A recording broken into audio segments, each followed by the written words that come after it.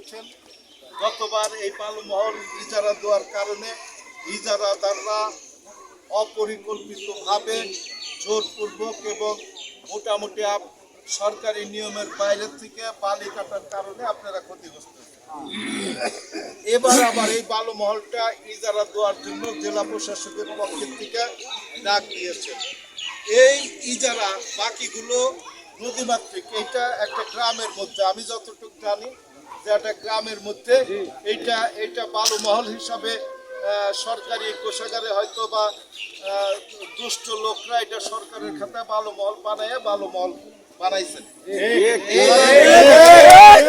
এইবার যখন এই বালুমহলটার ডাক দেয় তখন ডিসি সাহেবকে বলেছিলাম এবং বালুমহলে যারা ব্যবসায়ী করে তাদেরকে ডেকে বলেছিলাম এই বালুমহলটায় তোমরা কেউ পার্টিসিপেশন করো না।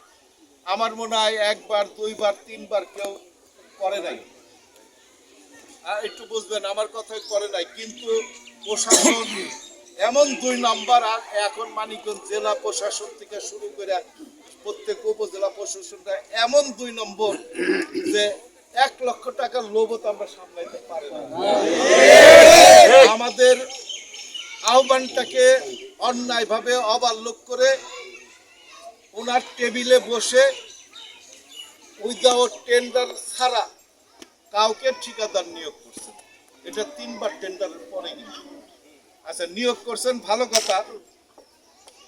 এই বালুমহলের নিয়মের বাইরে গিয়ে যিনি ডাক পেয়েছেন, যিনি ডাক নিছেন, ওনারও বোঝা উচিত ছিল যে 3বার সরকারি ডাকে কেউ পার্টিসিপেশন করে নাই, আমি কেন এখানে যাব? নিশ্চয়ই এইটার মধ্যে কোনো সমস্যা আছে। দেখেন ওই ভদ্রলোক কত অবিবেচক। আমি কিন্তু কারো গীবত গাই না। সেই ভদ্রলোক খন্দকার বাবলুর সাথে রাজনীতি করে। তার নাম হলো কি টুটুল নাকি টুটুল। সে খন্দকার বাবলু মানে আমাদেরই একজন নেতা, তার সাথে পলিটিক্স করেন, তার সাথে রাজনীতি করেন। এই টুটুলের ডাকের বিরুদ্ধে যখন আমি কথা বলতে গেছি এটা ডাক হবে না, বাবলু সাহেব ডিসি ইউনোর সাথে তদবির করে টুটুলের নামে রাতের অন্ধকারে এটা কিন্তু অফিসিয়ালি টেন্ডার ড্রপ করে দিতে হয় না, এই ডাকটা উনি নিচ্ছেন। কিছু কিছু বিষয় আপনারা জানেন, কিছু জানেন না। আচ্ছা, নেওয়ার পরে যখন হয়ে গেছে, ব্রডকাস্টিং হয়ে গেছে, তখন স্বাভাবিকভাবে আমার অপেক্ষা করার দরকার ছিল। আমি দেখলাম আপনারা এইটার বিরুদ্ধে মানববন্ধন করলেন এবং আমি অনেককেই বলেছি যে এই বালুমহলের কোনো শেয়ার, আমার সাথে যারা রাজনীতি করে, রাজপথে যারা আন্দোলন করছে, যারা এখন মিছিল মিটিং করে, এখন যারা 31 দফা প্রচারণা আমার সাথে ঘুরে, তোমরা কিন্তু কেউ এটা শেয়ার নিবা না। যারা শেয়ার নিচ্ছে তাদেরও ব্যাকগ্রাউন্ড আপনি একটু দেখেন যে তারা কার সাথে রাজনীতি, যারা এটা শেয়ার নিচ্ছে এটা দেখতে হবে আপনাদের। আমি বাকি নামটুকু পেলাম না, কারা কার সাথে নাম করে। যাই তারা শেয়ার নিচ্ছে, ডেজার পাঠাইছে, বালুমহল কাটবে।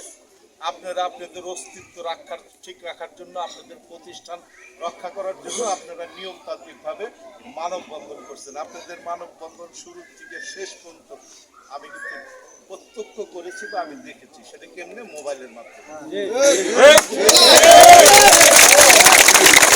পরে যখন সন্ধ্যাবেলা শুনলাম যে ওখানে একটা ডেজার না কি ছিল সেটা ভাসায় দিছে, আমার কথা হলো ভাসায় না, ওইটা আগুন দিয়ে পুড়াইয়া দিল।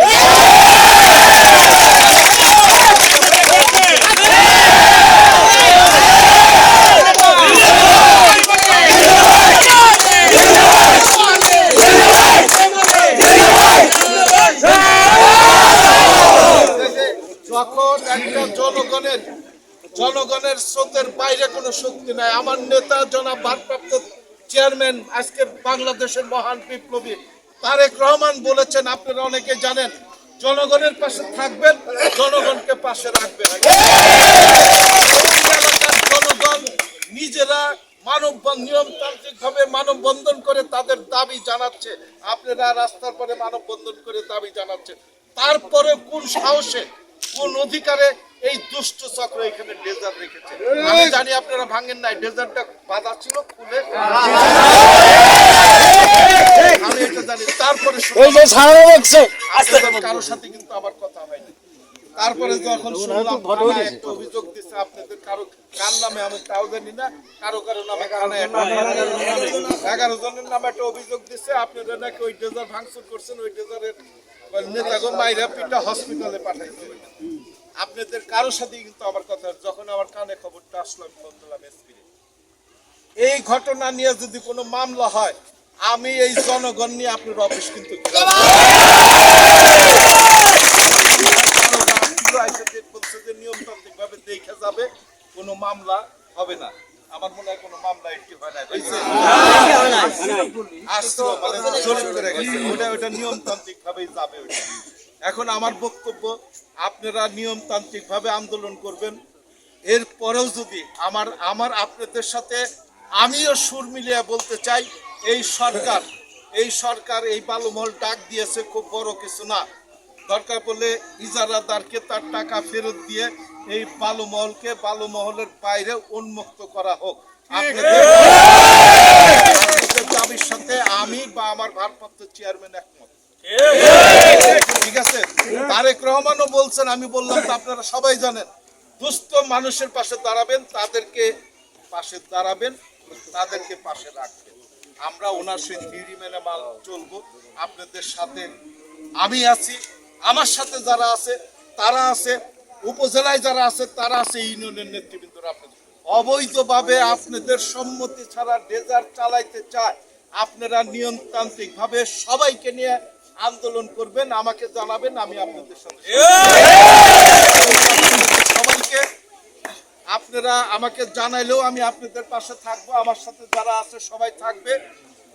আপনারা না জানাইলেও আমার কানে আসলে আপনাদের দুর্দশা, আপনাদের ক্ষতিগ্রস্ত যাতে না হয় তার জন্য আমার সর্বোচ্চ চেষ্টা করে যাচ্ছি, আগামীতেও আমি করব। এবং আমাদের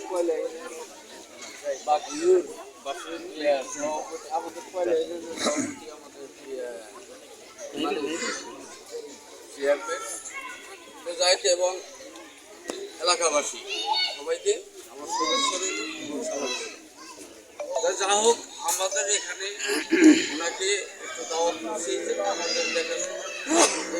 এই পাশে হলো আমাদের নদী, এখান থেকে 100 গজ দূর। আমাদের সমস্যা হলো গত বছরে এখানে বালুমহল করছিল, আমাদের প্রচণ্ড ভাঙন এখানে ভাঙছে। আর এই বছরও বালুমহল করছে। এই বালুমহলটা করলে আমাদের বিরাট ক্ষতিগ্রস্ত, এখানে বহু ঘর বাড়ি ভেঙে গেছে। এবং আমাদের এই যে প্রতিষ্ঠান দেখতেছেন, এখানে মসজিদ, এতিমখানা, মাদ্রাসা, প্রাথমিক বিদ্যালয়, স্কুল, এই কবরস্থান, এই যে আপনার ঈদগাহ মাঠ, এই যে আমাদের খেলার মাঠ, এখান থেকে 100 গজ মাত্র। এখানে যদি কথা শোনা যাবে না, এখানে যদি আমাদের বালুমহল হয় বা রেজার্ট হয়, আমাদের এই এলাকায় খুবই ক্ষতিকর হইতেছে। আমাদের যেখানে বালুমহলটা করছে, এই বালুমহলের ভিতরে এখানে আমাদের 10 বছর 7 বছর আগে কিছু বাড়ি ঘরে এখান থেকে করা ছিল। এখানে মনে করেন আমাদের প্রায় 100 ঘর লোক এখান থেকে সরে গেছে এবং কেমন একটু উঠতেছে। কিছু কিছু লোকের বাড়ি নাই, আমরা স্থান দিতেছি এখানে। আমরা এখানে একটা সমাজ আছে আমাদের, এখানে আমার 266টি ঘর। এই 266টি ঘরের লোকের চতুর্দিক দিয়ে আপনি এই ডেজার আমরা বন্ধ করতে পারি, বালুমহল বন্ধ করতে পারি। হয়তো আপনারা জানেন যে বিগত 2 দিন আগে আমরা